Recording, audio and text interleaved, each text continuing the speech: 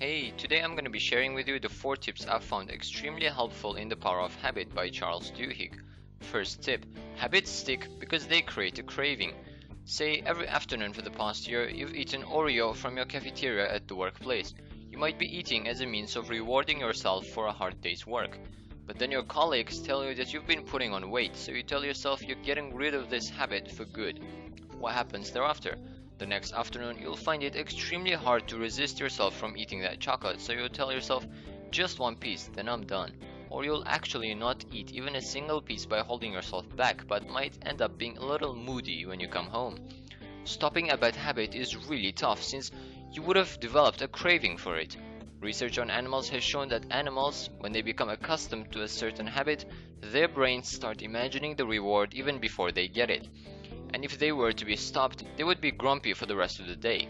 This is some powerful stuff right there. It just shows how powerful habits can be and how much an impact they can create in our lives. Believe it or not, the same goes for good and healthy habits as well. According to studies, those who exercise regularly crave something from the exercise, such as the endorphin rush, the treat they have for themselves after exercising, or the sense of accomplishment. This kind of craving is what solidifies the habit, since rewarding yourself alone isn't enough. Advertisers and companies try to do the same thing as well. Take John Pemberton, the founder of Coca-Cola, and how he actually made his drink into such a drink that creates cravings in humans. I myself totally love Coke and I crave it, but I discipline myself to not drink often since it's pretty damn bad for my health. Second tip, willpower is the most important keystone habit. A research conducted by Stanford University demonstrated that 4-year-olds who had more willpower, that is, to resist their temptation to eat marshmallows, did far better in life than their classmates who had less willpower. Fret not if you're the type of person who doesn't have much willpower, because willpower is a skill that can be learned. It's not like it's something that people are born with. Some have more than others. No, it doesn't work that way. You can literally learn the skill and apply it to improve other areas of your life as well. Have you ever noticed that our willpower is sometimes way too inconsistent? Some days you feel like hitting the gym daily isn't a daunting task, but on some days you can't even get your ass up from the bed, right? Why is that? In fact, willpower works just like a muscle, which means it can be tired too. When you focus on a particular task and give it your all, you might have no willpower left at the end of the day. But then again, by engaging in habits that demand a strong resolution, example, adhering to a strict diet, you will gradually strengthen your willpower. You can call it a willpower workout if you want. Starbucks did a study and found out that their employees on some days had the willpower to smile to their customers, regardless of how they felt. However, when things became a little annoying, like when a customer lost their patience or their temper, the employee would also not be cool for the rest of the day. So as you can see, there are factors that influence our willpower. And one more thing is that willpower is also affected by this.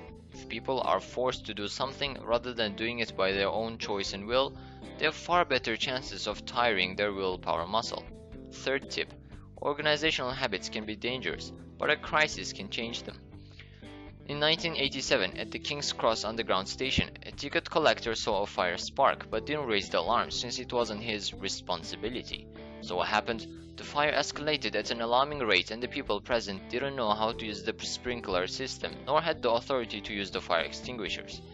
These kinds of habits are dangerous. Just because you weren't assigned to do or watch out for a hazard doesn't mean it's not your responsibility, and that you shouldn't do anything about it. So what happened was the fire became humongous and spread like wildfire, which made its way to the ticket hall.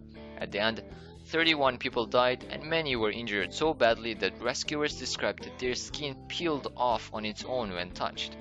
What a horrible tragedy, just because of a guy who didn't think it was his responsibility to warn others when he saw a fire spark slowly. But still, there's always a silver lining behind crisis. Crisis opens the path for new organizational habits to form as a sense of emergency.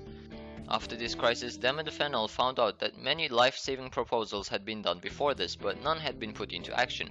So he turned the whole situation into a media circus, which allowed him to implement those changes. Because of his noble act, now every station has a manager whose #1 responsibility is passenger safety. Fourth tip, we bear the responsibility for changing our habits.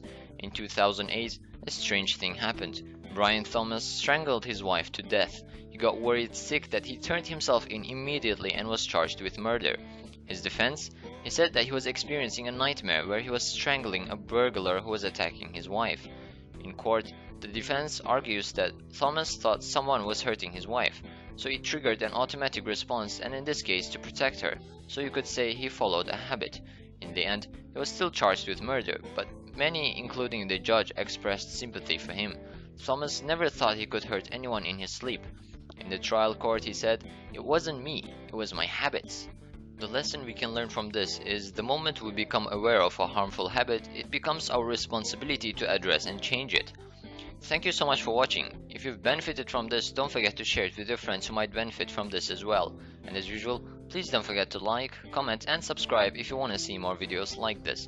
Until the next time, I'll see you soon. Peace.